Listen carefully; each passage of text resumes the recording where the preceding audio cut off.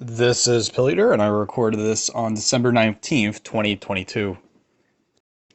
I have a very firm belief in the Asian Aryanism or the Eurasian futurist struggle that there will be infighting among certain factions who align with other Asian identities. For example, if you have the elusive guy living, acting, and wanting to be Japanese, for this case, this is a trans model who will never get married and never have Japanese, half Japanese children. But there are cases of guys who do have half Japanese children. But the issue is, and I'm saying here, it is a geopolitical concern that if the Japanese stay at home, 35% do not go outside their own country to start Japantowns. Japan is doomed because Korea, they're doing that. Korea has replaced all the Japantowns in SF in New York and was likely a fad. And so the people who are holding on to the Japanese identity, they're the ones on the capital living in Japan. They're not having half Japanese kids, nor is the Japanese are. So this is very alarming that if I'm the guy with a Korean wife, or Tiger with the Chinese wife, and we're having half Chinese, half Koreans, they're going to beat the half Japanese. The half Japanese kids, they simply can't be like Jews who just inherit wealth and then become superior. So if you're for like Eurasian futurism, this is bad to be solely Nippon centric, because what's happening right now is that half Koreans are beating the half Japanese. And so if you're for Eurasian futurism, you can't just be a Nippon centric. But again, my opponent here, who I follow them and she follows me. I mean, quote unquote she. It's actually an English dude who pretends it's a woman. And I think I got him in a guilt trip situation because he is in Japan as a gay dancer who won't have children, who's in the most capitalist Shinjuku type of situation where you are definitely in Japan for aesthetics, anime, video games, and when I pointed out, it's called projection. Because if you know anything about the Japanese, and I certainly do being there, they're racist, and they don't like any white person there.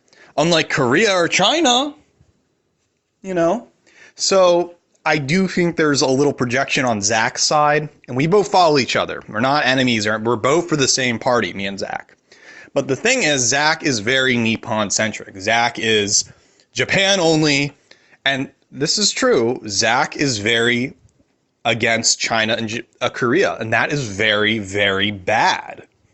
Really quick, I forgot to mention this to Zach. I didn't know how to write it, but Zach claims, oh, they have a great culture for the last 200 years. And I'm like, 200 years? You have to remember something. The Dutch came in 1600, and what the Dutch ever did was give the Japanese bread. Then they left. And for another 200 years, up until the beginning of World War II, did anyone reach out to the Japanese. So Japan on the global stage is less than a century old. And if you make up a nationalist myth and say, well, you're ignoring 200 years other than, again, anime and video games was something of the 50s. That was really only 70 years ago prior. And before then, Japan had no say on the world stage. Japan was not involved in the Great World War. They were not involved before then. In World War II, they were with the Nazis. A white supremacist idealism, having legit Asian Aryanism imperialism. And Japan wants that again. But the United States has said you can't have a military. You can't do this, and Japan is Pandora's box. It is on a lockdown in fear that those people, the Japanese people, will go out and kill and slaughter Koreans and Chinese again. They will bomb Pearl Harbor again, and it makes America nervous. So as Yukio Mishima has said, Japan has been under this lockdown supervision for the last 70 years, and in return they exported their anime and video games. It's not about Subaru or Toyotas anymore. There was a crash in the 90s. And so when people think of Japan, they fucking think Nintendo. They think Hangtai. They don't think K-pop or Mao Zedong. In fact, those things scare Americans. So again, if Japan is just a consumer identity, they will not survive. Period. Is just the backing of American capitalist enterprise, and they want to erect George Floyd statues in Tokyo. It's fucked up. And finally, I see a level of hypocrisy coming from Zach here, because you call America a shithole. I mean, I call America, I love talking shit. There are legitimate reasons to go against America, but the only reason why you're fucking trans and you're in Japan is because of Yankees. So there's a level of hypocrisy there, for sure.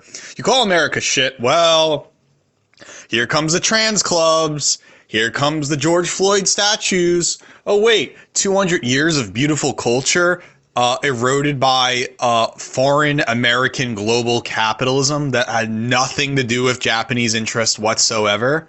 That's a hypocrisy.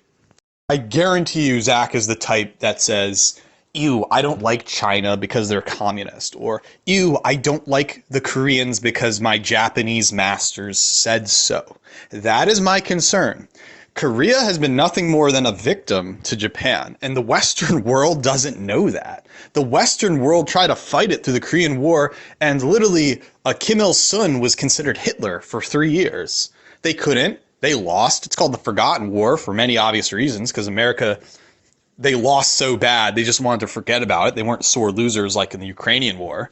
But it goes to show that there is this Korean, they will not apologize for the crimes against Korea. They still think Koreans are like inbred, bubbly cheek African women or something. And Japan just thinks that peninsula is theirs. I was in Seoul, and there's literally propaganda videos in Seoul saying, listen, those islands belong to us, not to Japan. That may be true to some extent, but guess what? You go to Japan, that entire peninsula and Jeju Island, that's ours. So if you're pro-Japanese, you have to agree with those irrational racial policies. And then you claim yourself as being anti-Nazi or something, and then it goes to show you that a lot of Japan is saying is, if not worse or akin to the Nazi government, and their interest in annihilating Koreans and calling Koreans half-breds is what you get for being a Nippon-centric. You are literally hurting your brothers and sisters. Long story short, to study the Chinese, Koreans, Japanese, and Southeast Asians, any Asian group, hell, even learning about Luna Oi on non-compete and about Vietnam's culture, Americans are ignorant about China and Korea. And it's just until the last decade, liberal media has been accelerating Korean interest because Korea is going to be a very important geopolitical stage. They need to make friends with the South and North as quickly as possible. And that's how you explain the K-pop and K-stuff. And it's because Korea has overshadowed Japan in population and in numbers and everything like that. Same with China. And I think their American ignorance of Asian people and Asian fighting is almost akin to what happened in World War I, where Germans, Italians, Polish, whatever, they were fighting against each other. And you see that on a small scale that's still happening in Asia. So when you have, the Christian Lander type of white guy that gets with this Korean woman, as Lander would say, oh, now I'm an expert on Korean culture. I'm now an expert. Because I have a Korean wife, I could say all this stuff about Korea, and it's just not true. This is like a constant fallacy white people fall under. They assume that if you have a Russian wife, you have to be pro-Russia and fly the Russian flag. That may be true to some extent, and maybe, as the government would call it, MK Ultra. I guarantee you that most white dudes with Japanese wives will have to side with Japanese politics, and this is very bad for our Eurasian outlook. And you know what? I guarantee you a guy with a full-bred Chinese wife from the mainland, you bet you he started reading Karl Marx and like classical Chinese communist thought and says nothing wrong with it. Let me dig up something. I find this all funny because this has been a conundrum in the last 30, 40 years of whites pursuing Asians. What happens is white successful dude pursues Chinese, Korean, or Japanese wife. They then create an entire career out of supporting their wife's political party, their wife's racial background, throwing away their whiteness, which is what Emile Durkheim has stated, that whiteness is not an identity. It is a form of Malaysed thing in the context of modernity. And because you don't have identity, you're just an admixture European person, you have this racial awakening found through your wife. And here, Cyrus is saying, you know what he's saying? He's saying all the points G.J. Ping would make. America sucks. Capitalism is horrible. Chinese communism will win. It's a wet dream for Chinese foreign policy. Now, my wife, she watches a YouTube channel with a white dude who married a Korean woman and has a half Korean kid, speaks fluently Korean, and has developed this K personality on KBS, NBC, all the Korean news media outlets. I'm pretty sure he has Korean-centric interest. And what that entails is that before him, this guy, I think his name is Patrick or something, had zero identity living in Texas. He could not assimilate with the Texas identity. And furthermore, teaching in Korea and having a Korean wife, he has developed a Korean identity. I'm pretty sure Zach represents a Fox Japanese identity. Put Cyrus, Patrick, and Zach in the same room, and you'll have the Great World War III, but it'll be, as Christian Lander has stated, whites on behalf acting as those Asian countries. You know, be an expert on your culture. So you'll have the white dude with the Japanese wife saying, oh, the Koreans are lying. And then the white dude with the Korean wife is like, no, the Japanese are arrogant people. And then Cyrus is like, Chinese communism is great. If anything, men who marry Asian women should have a firm belief and put Eurasianism first. In other words, the patriarch's identity. As a white guy, that's what you are. And so you have Western, somewhat liberal idealism. It isn't just this submission. You know, one thing for sure, a kid out in Kentucky who marries an Asian finally gets identity, because this global homo capitalist society deracinates identity so much. And you're just begging for identity. It's like begging for a woman. And when you get that Chinese wife, you finally have a Chinese identity because your wife is Chinese. And it is a fallacy for most white men to jump into that. So my answer to this conundrum is simply just put the patriarchy first. You are a white man with an Asian wife, and you are going to be ruling of that, and you're going to create a synthesis where you like Atari Teenage Riot, Subumoto, Crayon Pop, HOT, J Chow, whatever, all of that stuff together. It is a mixed Asian identity. But there is, of course, an importance of Korean, Chinese, Japan, and it might be true that those mixed kids you might have will marry someone who is Korean, Japanese, Japan. See, that is just a net gain for that solid ethnic group. And it's just a natural occurrence that race is real. However, as long as you put your Eurasian patriarchy first, the child will think the same in such Brazilian Hispanic fashion. And I think ultimately you will have a Korean American faction against Korean or something like that, or at least find it. But again, the reason why English hate on Americans is because they're so admixture, they're not Anglo-Saxon or something.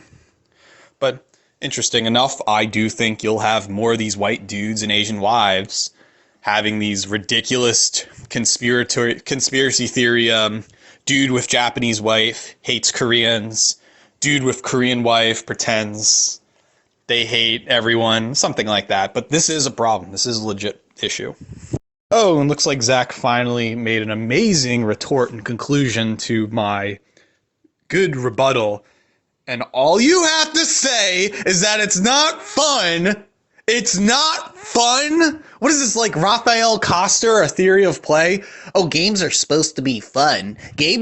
Arguments are supposed to be fun. It's not supposed to be you fucking shoot heroin and drink beer and do drugs and enjoy what? It's e-girl shit. E-girl shit. No, I'm having an intellectual Englishmen writing letters back and forth. You call America shit. You say 200 years of Japan's great. I have yet to hear a proper rebuttal. I guess I'm not going to be Sargon of Akkad and say like, oh, I won the argument or Ben Shapiro, facts not feelings. But I think that's kind of annoying that it's not fun. I mean, whatever. I mean, this is just, I like writing, so If you don't like it, don't let the door hit your ass on the way out.